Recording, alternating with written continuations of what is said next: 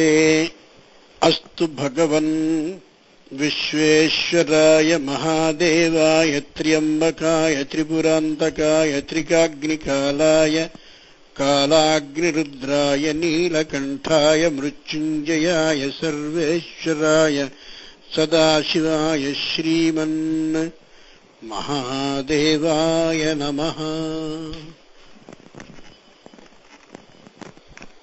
స్వదేశంలో ఉండే బంధువులైన తాము విదేశాల్లో ఉంటూ కార్తీక పురాణం మీద శ్రద్ధతో ఆలకిస్తున్నందుకు సానంద ధన్యవాదాలని తెలియచేస్తూ 11వ రోజు చెప్పవలసినటువంటి కార్తీక పురాణ అంశాన్ని వ్యాస భగవానుడు స్కాంద పురాణంలో ఏ విధంగా వివరించాడో మనవి చేస్తాను.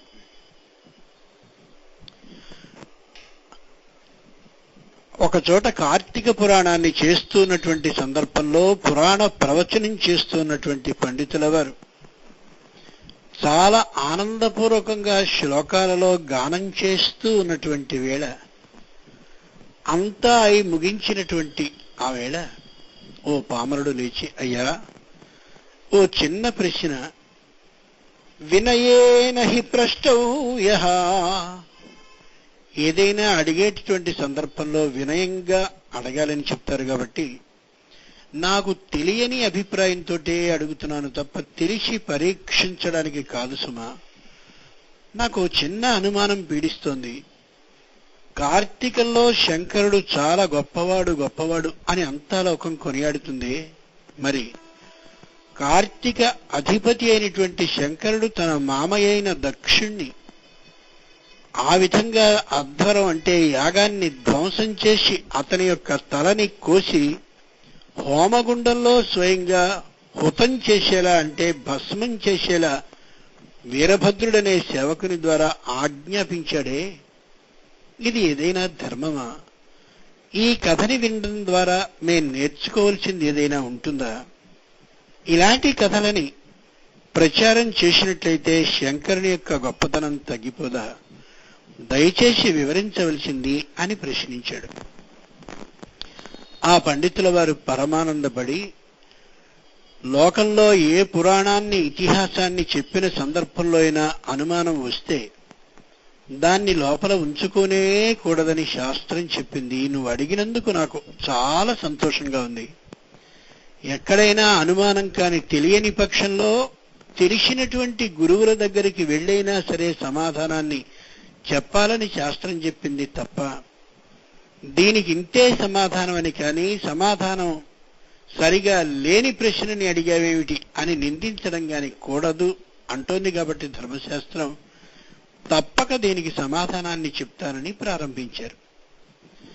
ముందుగా కథని తెలుసుకోవాలి, ఆ తరువాత దాని అంతరర్థాన్ని అర్థం చేసుకోవాలి. అప్పుడు స్పష్టమైన ఒక అవగాహన ఒక ప్రశ్నకి సమాధాన రూపంగా మనకు వస్తుంది అని ప్రారంభించారు ఆయన. దక్షుడని ప్రజాపతులలో ఒకరు. ప్రజాపతులు అంటే దేశానికి రాజ్యాంగాన్ని నిర్మించేటటువంటి మహానుభావులు అని అర్థం. అంటే ఒక దేశం ఉంటే మనకి వేళ దేశమైంది కానీ ఆ రోజుల్లో లోకాలు కాబట్టి 14 లోకాలు. అలాంటి లోకాల్లో ఒక లోకానికి సంబంధించిన రాజ్యాంగాన్ని అంటే ఈ లోకంలో ఉండే ఋషులు ఇలా ప్రవర్తించాలి, మునులు ఇలా ప్రవర్తించాలి, తాపసులు ఇలా ప్రవర్తించాలి, నరులు ఈ విధమైన నియమ నిబంధనలు కలిగి ఉండాలి, ఆ నరులలో కూడా బ్రాహ్మణులు ఇలా, క్షత్రియులు ఇలా అంటూ ప్రత్యేకమైనటువంటి ఒక నియమాన్ని జాగ్రత్తగా చేసి లోకానికి అందించే అధికారం కలిగిన వాడు ప్రజాపతి. అట్లా 14 లోకాలకి 14 మంది ప్రజాపతులని ఏర్పాటు చేస్తే ఆ శ్రీమన్నారాయణుని ఆజ్ఞకి అనుగుణంగా ఒక లోకానికి సంబంధించిన రాజ్యాంగాన్ని నియమించినటువంటి వాడు, ఏర్పాటు చేసిన వాడు దక్ష ప్రజాపతి. ఆ దక్షుడు తన కూతురిని ఈ శంకరునికి ఇచ్చి వివాహం చేసిన కారణంగా ఆ దక్షుడు శంకరునికి పిల్లనిచ్చిన మామ అయ్యాడు. లోకంలో మేనమామ వేరు, పిల్లనిచ్చిన మామ వేరు, మనకది తెలుసు. అలాంటి మామయ్య అయినటువంటి ఈ దక్ష ప్రజాపతికి మహర్షులు దేవతలు, ఇతరులైనటువంటి తాపసులు, ఋషులు, సామాన్యులు, ఇంకా పెద్దవాళ్ళు అందరూ కూడా మహాగౌరవాన్ని ఇస్తూ ఉంటారు. పైగా ఆయనకి సభాపతి స్థానాన్ని ఇస్తూ ఉండేవారు. సభాపతి అంటే ఎక్కడ యాగం జరిగినా ఆయన రాగానే అందరూ నిలిచి ఆయనకి అర్ఘ్య పాద్యాలతో పూజని చేసి ఆయన్ని గొప్పగా గౌరవించడం అన్నమాట. అలా ఒకసారి ఒక సత్రయాగం జరుగుతున్నటువంటి సందర్భంలో ఈ మహానుభావుడైనటువంటి దక్ష ప్రజాపతి ఆ యాగానికి వచ్చారు. అంతకుముందే దేవతలందరితో పాటు శంకరుడు కూడా అదే యాగానికి వచ్చాడు. వచ్చిన దేవతలు, ఋషులు, మహర్షులు అందరూ కూడా తమకి సంబంధించిన ఉచిత ఆసనాల్లో కూర్చుని ఉంటే శంకరుడు కూడా దేవతల వరుసలో కూర్చునే ఉన్నాడు. అయితే దక్ష ప్రజాపతి వచ్చిన మరుక్షణంలో అందరూ లేచి నిలబడ్డారు. శంకరం వినా, ఈ శంకరుడు తప్ప అందరూ నిలబడున్నారు. దక్ష ప్రజాపతి చాలా గొప్పవాడు కాబట్టి ఆయనకు దుర్లక్షణం ఉంది. నేను వచ్చినటువంటి సందర్భంలో నా రాకని గమనించి కూడా నన్ను అగౌరవపరుస్తూ ఎవరు కూర్చున్నారా అని. ఆ ఆలోచన కలిగిన దక్ష ప్రజాపతికి శంకరుడు స్పష్టంగా కనిపించాడు. అలా కూర్చుని విపరీతమైన అవమానం అనిపించింది. చెప్పలేనటువంటి బాధ కలిగి అభిమానంగా తోచిందది.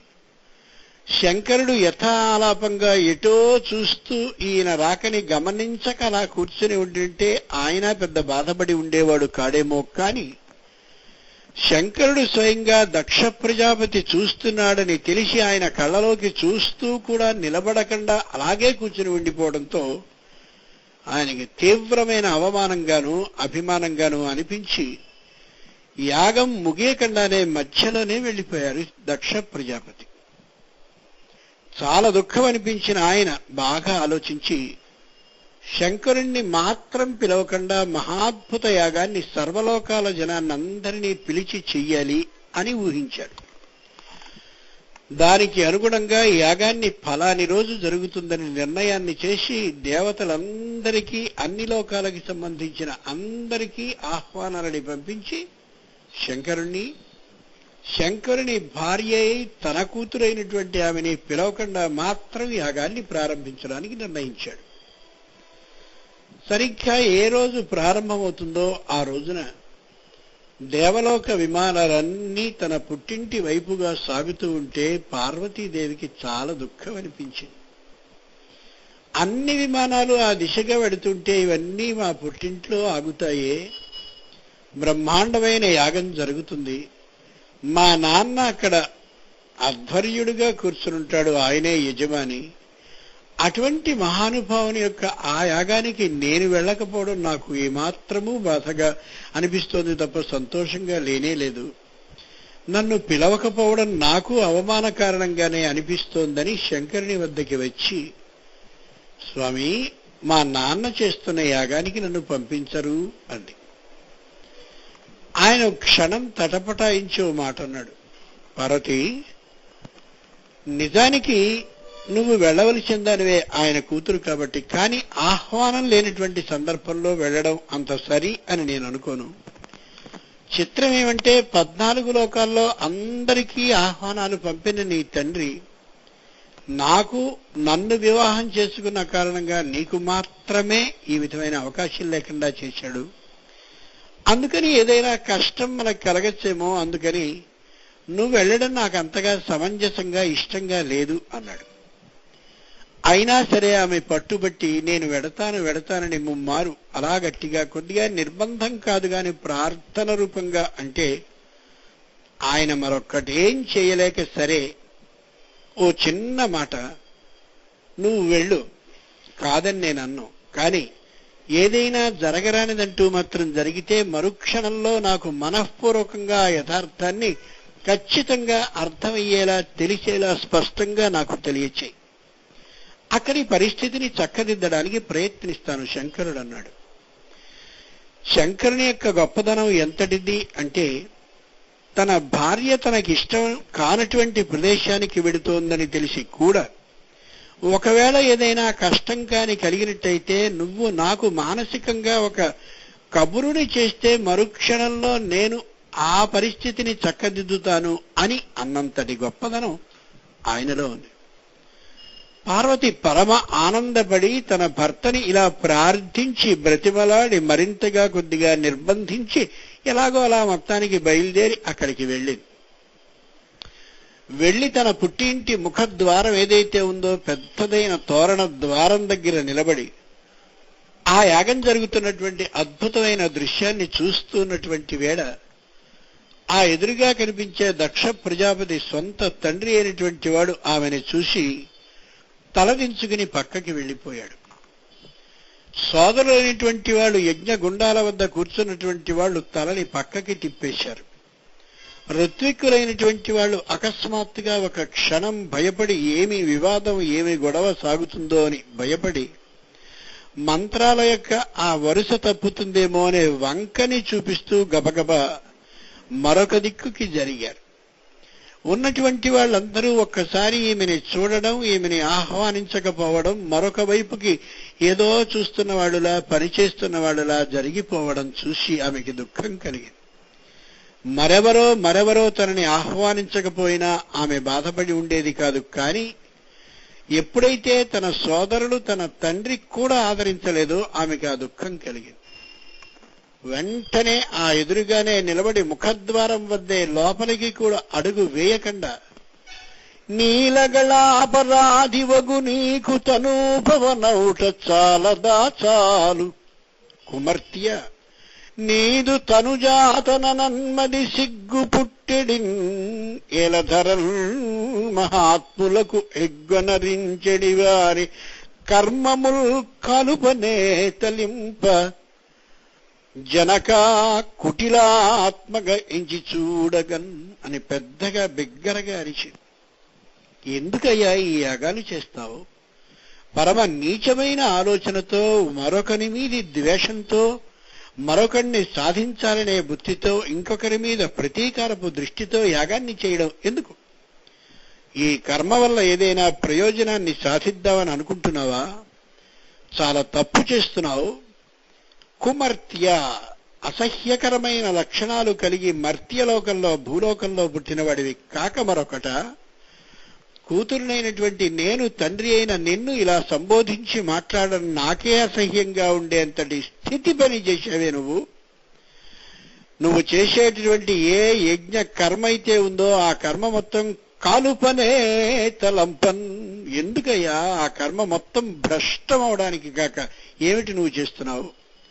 పరమ కుటిలుడివి, అసహ్యకరమైన మనస్తత్వం కలిగిన వాడివి, నా భర్త మీద ఎలాగో అలా ప్రతీకారాన్ని తీర్చుకోవాలనే ఊహ కలిగి చేస్తున్నవాడివి, ఈ యాగం పరిసమాప్తం కాదని ఇష్టం వచ్చినట్లుగా అక్కడ నిలబడి మాట్లాడి, అయినా ఎదురుగా ఉండేటటువంటి వాళ్ళెవ్వరూ కూడా దానికి ప్రతిస్పందించకపోతే యాగం అలాగే సాగుతూ ఉంటే ఆ దుఃఖానికి తట్టుకోలేనటువంటి ఆమె తన కుడి కాలి బొటనవేలిని నేల మీద అలా ఒకసారి రాసి యోగ అగ్నిని స్వయంగా తనకి తానే సృష్టి చేసుకుని అకస్మాత్తుగా దాంట్లో భస్మమైపోయింది. చిత్రమైన అంశం ఏమంటే, ఏ శంకరుడు స్వయంగా ఈమెని ఒక్కతినే పంపాడో, మరెవ్వరినీ తోడిచ్చి కూడా పంపలేదో, ఆయన ఆ కారణంగా ఆమె ఏ క్షణాన ఏం చేస్తోందో ఆ యథార్థాన్ని సంపూర్ణంగా మనః దివ్య దృష్టి ద్వారా గమనిస్తూనే ఉండిపోయాడు. తన మాటని కాదని పుట్టింటికి వెళ్ళినటువంటి భార్య మీద కూడా అంతటి ఇష్టాన్ని చూపించేటటువంటి వాడు శంకరుడు. కాబట్టే ఎక్కడైనా అన్యోన్యంగా భార్యాభర్తలు గాని కనిపించేట్లయితే సీతారాముల్లా ఉన్నారు అనరు, పార్వతీ పరమేశ్వరుల్లా ఉన్నారు అంటారు. అదిగో అలాంటి పార్వతీదేవి అలా భస్మీభూతురాలైపోయింది అని అనగానే, ఆ విషయం తన మనసుకి రాగానే శంకరుడు తీవ్రమైన కోపంతో ఊగిపోయిన వాడే రుద్ర రూపాన్ని ధరించి తన తల మీది జటనొకదాన్ని కొట్టి వీరభద్రుడనే పేరు కలిగిన పరిచారకుణ్ణి, పరిచారక దైవాన్ని సృష్టి చేశాడు. ఆ వీరభద్రుడు శంకరుని యొక్క మనసులో ఉండే యథార్థాన్ని తెలుసున్నవాడు కాబట్టి నేరుగా ఆ దక్ష ప్రజాపతి యాగం చేసే స్థలానికి వెళ్ళాడు. వెళ్ళడమేమిటొక్కసారి చూశాడు పరిస్థితిని. కనిపించేటటువంటి యజ్ఞానికి సంబంధించిన ఏ పెద్ద పెద్ద యజ్ఞానికి ఏర్పాటు చేయబడ్డ హోమానికి సంబంధించిన ఉన్నటువంటి పందిళ్లున్నాయో ఆ పందిరికి గుంజలన్నిటినీ లాగేశాడు. ఒక్కొక్క గుంజని పుచ్చుకుని కనిపించిన ఋత్విక్కులందరినీ చితకబాదడం ప్రారంభిస్తూ ఉంటే వాళ్ళు పరుగులంకించుకున్నారు. ఎక్కడెక్కడున్నటువంటి హోమగుండాల్లో అగ్ని ప్రజ్వరిల్లుతూ ఉంటే కుండలతో నీళ్లు తెచ్చి వాటిని ఆర్పడం ప్రారంభించాడు. కనిపించినటువంటి ఆ వచ్చి చూడడానికి వచ్చిన దేవతలని, ఋషులని, మునులని, తాపసులని వీరు వారనే భేదం లేకుండా సర్వ సమదృష్టితో ఈ యాగానికి వీరెందుకు వచ్చారు శంకరుడు లేకుండా అనే అభిప్రాయంతో విపరీతంగా మోదుతూ ఉండడంతో ఎవరి కాలికి ఏ దిక్కు కనిపిస్తే ఆ దిక్కుకి వాళ్ళు పరిగెత్తుకుపోయారు. బలం కొద్దీ, కాలికున్న బలం కొద్దీ మొత్తం యాగం అంతా ధ్వంసం అయిపోతుందనే యథార్థాన్ని గమనించినటువంటి ఆ క్షణంలో తాను దక్షుడు కళ్ళు పెద్దవి చేస్తూ వీరభద్రుని మీదికి రాగానే నువ్వు కారణం దీనికి అంతటికీ అనే కోపం కలిగిన వీరభద్రుడు తన వరలో ఉన్నటువంటి కత్తిని ఒకసారి యువతలికి దక్ష ప్రజాపతి యొక్క తలని కోసి జుహావాగ్నౌ శిరస్తస్మిన్ దక్షిణాగ్నావమర్షిత. విపరీతమైనటువంటి కోపంతో ఊగిపోతున్న వీరభద్రుడు అకస్మాత్తుగా ఆ తలని కాస్త ఆ దక్షిణాగ్ని గుండంలో పూర్తిగా హోమం చేసి భస్మమయ్యేంత వరకు ఉండి అక్కడి నుంచి వచ్చేశాడు. గార్హపత్యము, ఆహవనీయము, దక్షిణాగ్ని అని 3 విధాలైన అగ్నులుంటాయి. అక్కడ ఉన్నటువంటి ఒక అగ్ని కుండం ఏదైతే ఉందో ఆ అగ్నిగుండంలో స్పష్టంగా ఈ దక్షిణ యొక్క తలని కోసి హోమం చేసి వెళ్ళిపోయాడు. ఇది పై కథ. లోకథ ఏమిటంటే ఏ శంకరుడున్నాడో ఆ శంకరుడు జ్ఞానానికి అధిష్టాత. ఏ దక్షుడున్నాడో ఆయన కార్య ఆచరణ దక్షుడు. కార్య ఆచరణ దక్షుడు అంటే ఫలాని సత్యనారాయణ వ్రతం ఉంది అని అనుకున్నాం అనుకోండి, దానికి కావలసిన వస్తుద్రవ్యాలన్నిటినీ తెచ్చేసి అవేళ ఎవరైతే వస్తారో మహానుభావులైనటువంటి పండితులు చేయించడానికి వారు చెప్పినట్టుగా చేసేసి అయిపోయిందని చేతులు దులుపుకునేటటువంటి వాడెవడో అతడు దక్షుడు. అది గొప్ప విషయం కాదు. ఇదెందుకు చేస్తున్నాం, అదెందుకు చేస్తున్నాం, ఇలా ప్రాణ ఆయామాన్ని ఎందుకు చేస్తున్నాం, ఈ విధంగా నీటిని తల మీద మార్జనం చల్లుకోవడం ఎందుకు చేస్తున్నాం, ఇలా పరమేశ్వరుడికి సంబంధించినటువంటి నవగ్రహాలని ఆయా ప్రదేశాల్లో ఎందుకు నిక్షేపం చేస్తున్నాం, ఈ గ్రహాన్ని అక్కడే ఎందుకని, ఆ గ్రహాన్ని ఇక్కడే ఎందుకని అని ఈ తీరుగా దానికి సంబంధించిన విశేషాలని జ్ఞాత్వా కర్మాణి కుర్వీత, ఆ విధంగా తెలుసుకుని చేసే పద్ధతి ఏదైతే ఉందో అది యథార్థమైన జ్ఞానపూర్వకంగా విషయాన్ని తెలుసుకుని ఆచరించడం కిందికి వస్తుంది. అలా తెలుసుకుని చేసే లక్షణం కలిగినటువంటి వాడు శంకరుడైతే ఆ శంకరుణ్ణి ఆహ్వానించకుండా దక్షుడు అనే పేరు కలిగిన వాడు యాగాన్ని ప్రారంభించాడు. దక్షుడు అంటే ఒక మనిషికి సంకేతం కాదు, అలాగే శంకరుడు అంటే ఒక మనిషికి సంకేతం కాదు. శంకరుడు అంటే జ్ఞానానికి అధిష్టాత, దక్షుడు అంటే కేవలం ఆ వస్తు సంభారాలని తెచ్చి ఆ వచ్చినటువంటి పురోహితుడు ఎలా చేయమంటే అలా చేసేసి అయిపోయిందని తృప్తి పడేటటువంటి వానికి సంకేతం. కాబట్టి మనం ఏ పూజ చేసుకున్నా, ఏ వ్రతాన్ని చేసుకున్నా, ఏ వివాహాన్ని చేసుకున్నా, ఏ ఉపనయనాన్ని, శంకుస్థాపన, గృహప్రవేశ అన్ని శుభకార్యాలు వీటిలో ఏది చేసుకున్నా ఆ మంత్రానికి అర్థం ఏమిటో, ఎందుకు అది చేస్తున్నామో తెలుసుకుని చేయడం ఏదుందో అది శివస్వరూపం. అంటే జ్ఞానాన్ని అర్థం చేసుకుని చేయడం. అలా కాకుండా గుడ్డిగా ఆయన చెప్పినట్లుగా చేసేయడం దక్ష విధానం. అదిగో ఆ దక్షుడు యాగాన్ని చేస్తూ ఉంటే ఆ దక్షుని సంబంధించినటువంటి కూతురైన బుద్ధి అనేటటువంటి ఆ బుద్ధికి సంకేతమైనటువంటి పార్వతి నా భర్త అయినటువంటి జ్ఞానాన్ని పిలవలేదేమిటి అని అడిగింది. అంటే జ్ఞానం అనేది బుద్ధి ద్వారా ఆలోచించాలి కాబట్టి, సంపాదించాలి కాబట్టి జ్ఞానాన్ని పిలవాలనే బుద్ధిని నాన్న తెచ్చుకొని చెప్పింది అన్నమాట. అంటే ఈ పనిని ఎందుకు చేస్తున్నావనే యథార్థాన్ని బుద్ధి పెట్టి ఆలోచించి తద్వారా పూజకి సంబంధించిన జ్ఞానాన్ని తెలుసుకుని ఆచరించు అని చెప్పిందన్నమాట. కానీ కర్మనే ఆచరించాలి, ఈ పనిని చేసేసి ముగించేశాం వ్రతాన్ని అని అనుకునేటటువంటి ఆలోచన మాత్రమే కలిగిన దక్షుడు అసలు బుద్ధితో ఆలోచనే అనవసరం అనుకున్నాడు. ఇక శంకరుడి ద్వారా అంటే జ్ఞానం ద్వారా ఎందుకు ప్రయాణిస్తాడు? కాబట్టే బుద్ధిని ఆలోచించలేదు, ఆ బుద్ధి ద్వారా వచ్చే జ్ఞానం గురించి ఊహించలేదు. ఈ ఇద్దరిని మాత్రమే పిలవకపోవడంలో ఉండే రహస్యం ఇది. ఆ కారణంగా బుద్ధి అనేటటువంటి ఆ దానికి సంకేతమైన పార్వతి అక్కడ దాకా వచ్చి, ఇప్పుడైనా కనీసం ఎందుకు ఈ కర్మని చేస్తున్నావో దాని గురించిన ఆలోచన ఒక్కసారి చేస్తావా అని తండ్రికి సూచించడం కోసం అక్కడ నిలబడితే, మేం కర్మ చేయడం మాత్రమే ముఖ్యంగా కలిగిన వాళ్ళం కాబట్టి నీ గురించి ఆలోచించాల్సిన అవసరం లేదు, దీని మీద బుద్ధి పెట్టవలసిన అవసరం అసలు లేదు, ఈ బుద్ధి ద్వారా జ్ఞానాన్ని గ్రహించాల్సిన ఊహ ఏమాత్రమూ మాకు ప్రయోజనపడదన్నట్టుగా అసలు దక్షుడు లోనికి ఆమెని ఆహ్వానించనే లేదు. అంటే బుద్ధితో కనీసం ఆలోచిద్దామనే ఊహని కూడా కలిగి ఉన్నవాడు కాదు అని అర్థం అన్నమాట. దీన్ని మనసుతో గ్రహించింది ఆ జ్ఞానం కాబట్టే మరుక్షణంలో వీరభద్రుడనేవాడు వెళ్ళాడు. భద్రశ్చాస వీరః వీరభద్ర, మహాద్భుతమైన పరాక్రమం కలిగిన వాడు, శుభ విధానంగా ఆచరణని చేసేవాడెవరో ఆయన వీరభద్రుడు. వెళ్ళి ఏ పనిని చేస్తున్నామో ఆ పనికి సంబంధించిన విశేషాన్ని బుద్ధితో ఆలోచించకుండా, జ్ఞానాన్ని దాని గురించి సంపాదించకుండా కర్మని చేయడం వ్యర్థం అని తెలియచేస్తూ మొత్తం యాగాన్ని భగ్నం చేశాడు.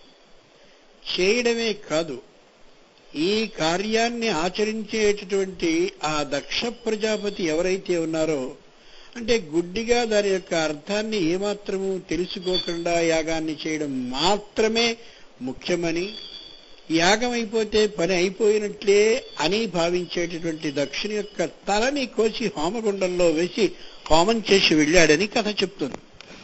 అంటే తల ఆలోచనకి స్థానం కాబట్టి దక్ష ప్రజాపతి తలని కోసేయడము అంటే ఆ ఆలోచన కలిగినటువంటి ఆ కర్మ ఆచరణ దక్షుడైన దక్షుని తలని కోసేయడం అంటే ఆ ఆలోచనని నిర్మూలించడం అని అర్థం.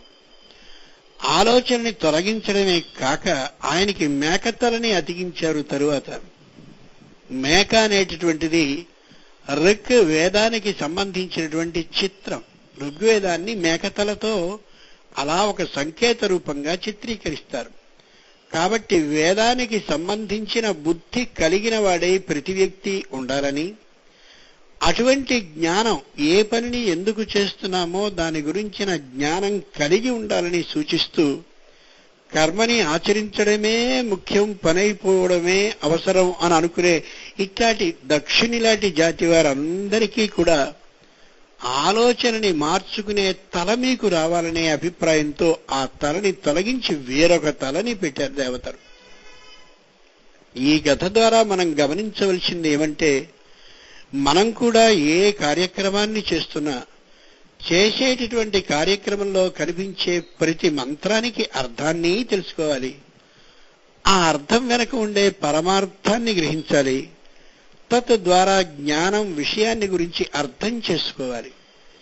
అలా కాకుండా ఒట్టిగా కర్మని చేస్తూ వెళ్ళిపోయినట్టయితే దానివల్ల ప్రయోజనం శూన్యమనే యథార్థాన్ని ఈ కథ చెప్తుందని స్పష్టంగా ఆ అడిగినటువంటి వ్యక్తికి తెలియచేస్తూ, తద్వారా ఆ సభలో ఉన్న వారందరికీ చెట్టు కింద కూర్చుని కార్తీక పురాణం వినేటటువంటి అందరికీ తెలియచేస్తూ పండితుల వారు నాటికి సంబంధించిన కార్తీక వ్రత మాహాత్మ్యాన్ని, శంకరునికి సంబంధించిన విశేషాన్ని వివరిస్తూ ముగించారు. చిత్రమైన అంశం ఏమిటంటే, లోకంలో మనకి కార్తీక పురాణము అనే పేరిట ఎన్నెన్నో పుస్తకాలు లోకానికి ఎవరెవరికో సరిపోయే కథలన్నీ ఎవరికి తోచిన బుద్ధిబలం కాదు భుజబలంతో రాసినవి లోకానికి వచ్చేసాయి. అందుకని ఈ వరసలో ఈ కథ లేదే అనే చింత మనకు అనిపించవచ్చును. కానీ స్కాంద పురాణాన్ని, పద్మ పురాణాన్ని గాని పరిశీలిస్తే ఈ విశేషం స్పష్టంగా మనకి ఇలాగే అర్థమవుతుంది. ఈ కథని పూర్తిగా విన్న తరువాత ఆ సామాన్యుడు పరమ ఆనందపడి శంకరునిలో దోషం లేదనే యథార్థాన్ని తెలుసుకుని ఆనాటి నుండి ఏ కార్యక్రమాన్ని చేస్తున్నా దాని యొక్క మంత్ర అర్థాన్ని, అర్థం లోపలి పరమార్థాన్ని చెప్పగలిగిన పండితుణ్ణి పిలుచుకుని మాత్రమే అన్ని కార్యక్రమాలని, అన్ని కర్మలని తన ఇంట నెరవేర్చాలనే నిర్ణయం తీసుకున్నాడు. అతనితో పాటు మిగిలిన వారందరూ కూడా ప్రతి మంత్రానికి అర్థాన్ని చెప్పగలిగిన పండితుణ్ణి తమ ఇంటికి ఆహ్వానించుకుని ఆయన సమక్షంలోనే ఈ కార్యక్రమాలని చేసుకోవాలని దృఢంగా నిర్ణయించుకుని తరువాతి కాలంలో అలాగే చేశారు. ఇది ఈనాటి ఉపన్యాసం. నేను ఈ రోజున తూర్పుగోదావరి జిల్లా కాకినాడలో శ్రీమద్ భాగవత సప్తాహాన్ని ముగించి వెడుతున్నాను కాబట్టి, తిరిగి హైదరాబాద్ నగరానికి వెడుతున్నాను కాబట్టి తగినంత సమయం లేని కారణంగా ఈ చెప్పవలసినటువంటి ధర్మ సందేహాలు అనే మిగిలిన భాగం ఏదైతే ఉందో దాన్ని రేపటి రోజున తెలియచేస్తానని క్షమాపూర్వకంగా తెలియచేస్తూ మనం అనుకునే నామాన్ని ఒకసారి చదివి శాంతి మంత్రంతో ముగిస్తాను.